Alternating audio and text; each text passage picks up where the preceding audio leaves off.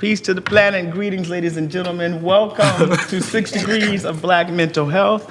And this episode is dedicated to Kanye West.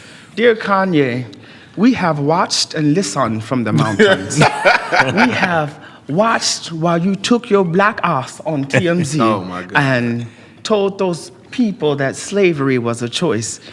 We will not have it all. Can we pull up what the exact words were, though?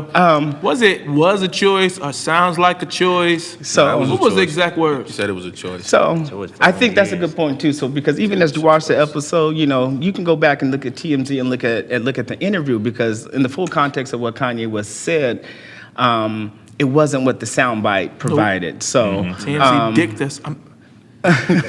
Freedom of expression. But it's still problematic. So like, at first I did not want to broach this subject because I was tired of talking about Kanye West. Like, I just feel bad, and it's not to excuse his behavior, but it's like, how do we keep piling on to someone who is clearly going through an emotional, you know? I think we in an era now where we like throw the whole person away. Like, we say that a lot. But we can't, like, I feel like that's being dismissive of what that person may be going through. And right now, we do live in an era of new slaves, too. Like, we talked about that before we even started recording. Kanye even made a song about it. It seems like he's trapped in this bubble that he was trying to fight for so many years. The NFL, like, all of this is connecting to the point where we are living. This is like a new slave moment. Slaves to the bag. Yeah. Know how you feel about the bag. And all be all for some folks. It is important for us to have this conversation, though, because regardless of what Kanye West is going through, he still has to realize and recognize that he's an icon, and he's a public figure, and words matter, and context matter. And for an individual who's made his career off of making beats of sound bites, he understands how important a sound bite can be. And so just to offer that with little context, with the inability to clearly articulate his point, he has to be held accountable for the dangerous implications of what he said. Well, if he's having mental health issues, do you think he's even really aware of what he's doing? You know what I'm saying? Because I think, like you just said, when he's decompensating, you know, in the public. I think he's aware, though. I do think he's aware. It's two different conversations going here right now. Like, one is, I'm just trying to jump in because this is the discussion, right? So there's one end that's like, he got the mental health issues, so that's the reason why he's saying what he's saying and why he's doing what he's doing. But then it's this, he got to be accountable for what he says because of the magnitude of his voice and the impact. I feel like the part that's missing is the fact that what society, I'm gonna say the white man, is doing is turning us against each other and having us look at this person in a way that perpetuates the self-hate and the dismissal or throwing away of a black man, that keeps us against each other and makes us new slaves even in that realm, right? Because I do think that Kanye West is very aware of what he says and how influential it is. But I also think that some of the onus has to go on TMZ, because when you look at the full interview and when you look at everything that he said and what he was trying to say and what he was trying to get across, they cut it up in a way that makes it seem like he was saying one thing that he didn't say, so to speak. And that's up to perspective and perception, right? But to put all the onus on him and say that he got to be responsible for the sound bites, no, he's not responsible for the sound bites. He had a whole piece that actually got into what he was trying to say, what he meant, and what he was trying to get across, and they decided to chop it up. So where's the onus is put back on the man in that way?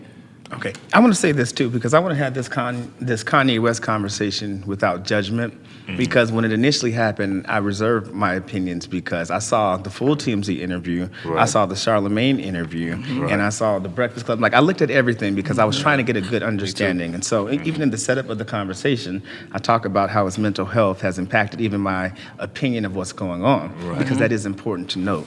But then the other extreme of that is too, is if Kanye West is a self-proclaimed genius. And he has made his career off of sound bites, he understands the importance of words. And so those two things are not in a vacuum. They're not in a vacuum. Like, they have to go across the spectrum of what this Kanye West conversation is really about. Right. I think we still have to acknowledge the fact that Kanye is an artist too. So the fact that he does understand sound bites, all publicity is good publicity to some extent. You think it was publicity stunt? I think it is partially. He's an agenda client. I think that's what they do, right? I think it is, because regardless of what, we're talking about Kanye and what has happened over the past couple of weeks. Project is about to drop. Pusha T, he executive produced Pusha T's album, just released. He's dropping like 4 or 5 albums. Tiana Taylor, his album. So you talking about Nas. Kanye. Now, we're not going to dismiss the fact that he does seem to have problems. Like, I watch a lot of interviews as well, and I watched the J. Cole interview, and I'm a J. Cole fan. And I understood what he was saying in that interview, and what he said was, I was watching Kanye before all of this happened. He made false prophets well before Kanye even had a breakdown and went to the hospital. He was seeing things over the course of like 10 months where he was getting on stage just ranting. And we was entertained. We was like, yeah, Kanye talking that talk. Right. But that was a cry for help. You get that full to the point where nobody's listening to you and you're trying to break down doors in this area in a space where you don't see yourself. Like, you can drive yourself insane having to restrict certain expressions and being of yourself regardless of your stardom, and you're lashing out. I think I agree. To an extent.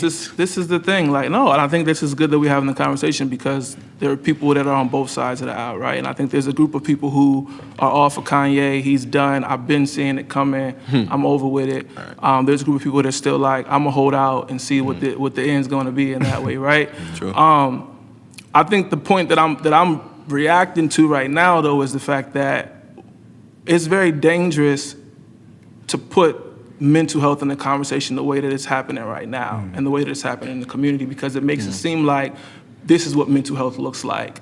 And if there's somebody who is opinionated and has, just this presentation where they are ranting or speaking out and saying things that are provocative, that's automatically mental health. I'm not discounting Kanye West's mental health concerns. Right. I do think that he's been going through a lot in terms of just like the trauma of loss and the car accident and all the stuff that he's been through with his wife, in Paris while he was on stage. I think there's been a lot of trauma. They wasn't married then? No, I'm talking about he had a fiance that relationship. Oh, see, I didn't even know that. There's a lot of context. There's a lot of things that go. But I want us to be very intentional in this conversation about how we insert mental health, because I think what people will take away from this is that this is what mental health looks like, or that everything that he does is because of mental health or not. And I think that that's kind of dangerous, if that makes sense, right? I agree with that. And so it contributes to the stigma. I've got to disagree somewhat, because even Kanye would tell you. Kanye said, I went to the hospital, I checked myself in, I almost OD'd on these type of drugs, you know what I'm saying? I didn't do this. I went and wanted to get surgery because I was, didn't want to be fat like Rob, and stuff. Like, he got lipo, right? He has some, he's saying that he has issues, and it's obvious that he's having some mental health issues. This is not the same Kanye that we grew to love. I agree. You know what I'm saying? I'm not disagreeing with that piece. What he says is what he says. When he say he's going to therapy, when he say he got the surgery because he has some self-esteem issues and he didn't want to be clowned, and I agree, all of that's mental health. But I just think that what happens is once somebody gets thrown into the mental health bucket, so to speak, then it becomes everything that they do has to be diagnosis or pathological. Right. Okay. And that's what I'm saying, that we got to make sure that we don't contribute to that rhetoric, because some of the stuff that he's doing may not be because of that, right? Like, if we're therapists and we believe that people can be regulated and that people can return back to some type of baseline, or that they can get healed, then like we got to be the responsible people that also bring that into the conversation and say, and kind of like try to, as much as we can, differentiate between what is what. And I don't know if we can do that. We don't know the man. We don't know him personally. But I think too, like, not to cut you off,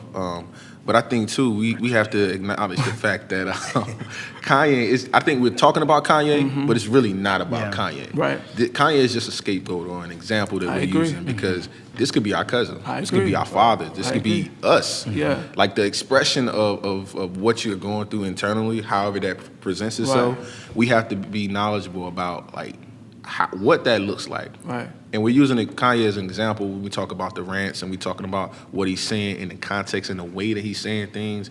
It does reflect aspects of mental health or some type of issues. So I think, to your point, what you're saying is, like, how do we create a narrative that is reflective of that? Right. And so let's get to the I'm not taking the host's spot. But in terms of like what you brung up, right? Because I looked it up, because I feel like I'm one of the holdouts for Ye, right?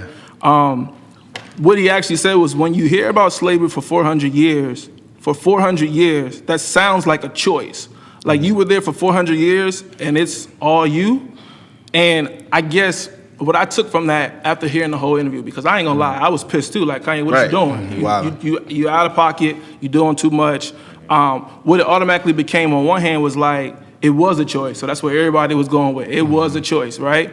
But the other piece is that Kanye always been a little bit ahead of his time and been like the person that says stuff in a way that was thought-provoking and that we didn't know, right? So when Yeezus dropped, they was like, what is he doing? We don't even like this. And then shortly after he came out with the syncopated beats and all the techno sounds, then the whole rest of everybody started doing it, right? So when Kanye does it, it'd be like, nah, we're not with it. We don't like it. He's too ahead of his time. He's doing too much. But then when everybody else jump on, then it's like, oh, but what happened to Kanye? It's mental health. We don't bang with Kanye, right? So that's the piece that I'm talking about. Like, can we be consistent in that? But then also, let's really get into the historical pieces of that and the context of mental health versus just him, and that's who he is, right? Absolutely, and I think like it's important to throw mental health in there. Only in that, mental health is a buzzword nowadays, right? So they blame mental health for everything. Yeah, to diminish a lot of things. But what we're talking about is abolition, right? The lack of doing pleasurable things like change in behavior. The man gained weight. So I mean, there's a lot of criteria that But that's difficult, Phil, and I'm gonna tell you why. Because when you look at mood stabilizers, there are a number of mood stabilizers that are obesogenic, right? Ooh. So we don't know if he gained weight because he was just laid up and being lazy, or if he gained weight because he was actually on the SSRI. Or absolutely, you know what but I'm that's regardless of the point. The point is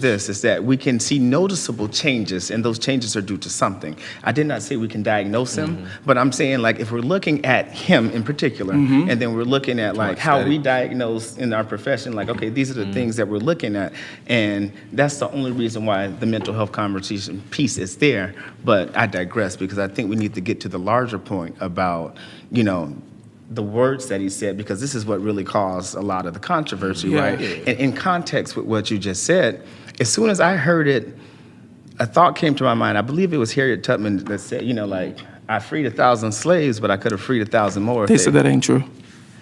Well, maybe it's not true, but it's true. It's only true in that. I mean, it sounds good too, but right? Because if we're looking at the history, right? Because more slaves could have run away, right? And she did have to carry that gun. If we know what we're talking about, like she had to carry that gun and kill, just not to compromise. So like. In theory, it works, right? And so in theory, what Kanye West is saying is accurate, right? And that's what I'm glad you said that, because for me, I was kind of torn. Like, of course, I was upset, but then I started to think about it, like the narrative that they push on us when it comes to like media. We've seen a lot of slave movies. We've seen a lot of slave movies where the slaves were in check. We see Django, and Django is a fictitious movie that. He just basically overcame and freed himself. Right. Now we look at a show like The Underground. That's why I love The Underground. I don't know if you all never watched it. They cut it off. They cut it off. They cut it off. But The Underground showed how slavery was a choice in the context of what we're discussing. Right. I'm not gonna live like this. Right. I'm leaving. Right. And also in the show Underground, it was a choice where one of the boys snitched. I told her no. I think I'm mixing the story. Yeah, Nat Turner. Yeah, I'm mixing stories because it's similar. Harriet Tubman, everybody was in there. Right, we got so many movies. But they were Nat Turner. The boy made a choice to stay with the master. Yeah, and it threw off all the plans. That's deep. So like having the mindset of being free. Right. Now bondage, we couldn't help that because of our conditions, but having the mindset that I'm gonna be free, and that mindset translates or transforms into a Harriet Tubman, into a Nat Turner, into the Haitian Revolution. Like we don't speak about all the slaves and the people who freed themselves and actually revolted. That was a good point too, because I was also thinking about the Maroon Haitians. So when they went on the auction block, they would snap their necks rather than being slaves. So that was a choice. Ooh, and that's what people talking about Wakanda. When there you go. Killmonger, what he said, you know what I'm saying? I ain't gonna quote him because I don't know the exact quote. I'd rather throw me over the I'd rather something. I messed it up. And I feel like that's the essence of what Kanye was trying to say. And when you actually watch the rest, because again, when we look at the transcripts, it says sounds like a choice. And I think what he really was trying to do was motivate people to free themselves, right?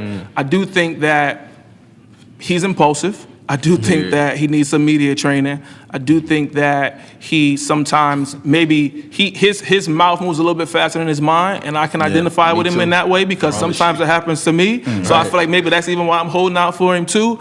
But I feel like once it got to social media and once they did the sound bites, it took off. And that's the problem that I have with groupthink is because like once a few influential people get on board or say something, then everybody starts to take that mindset or starts to take that thought without actually thinking critically, right? And so I feel like if we really get down to it and we look at what Kanye said, that's exactly what he was trying to say. And then what we was talking about as a tie-in is like what's going on in the NFL right now, right? As in terms of like new slaves, and not even just for the players, but for the people who's still deciding to watch that look like us, right? So like you're making a choice to contribute to make this entity money, and then you want to be mad when we still don't have the equity that we want in the world, and we still don't have the things that we need. Like, what incentive does the man or the oppressor have if you're going to continue to stay at the plantation?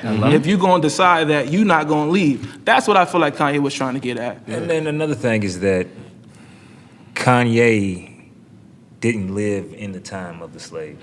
So True. They made that point. For people who didn't live during that time, it's almost offensive to kind of dismiss, what went on to. True. They had a choice because, granted, they did have a choice. I'm a spiritual person. I'm a Christian, and we have free will and we have choices, and God didn't make us all robots. You know what I'm saying? So I recognize that slaves did have a choice back then. But can you imagine the alternative of either running away and being slaughtered or being free, or staying? You know what I'm saying? It's the two choices. That's the mental health piece. And there's another piece to it too, and we have to talk about how religion also continued to perpetuate and enslave people. But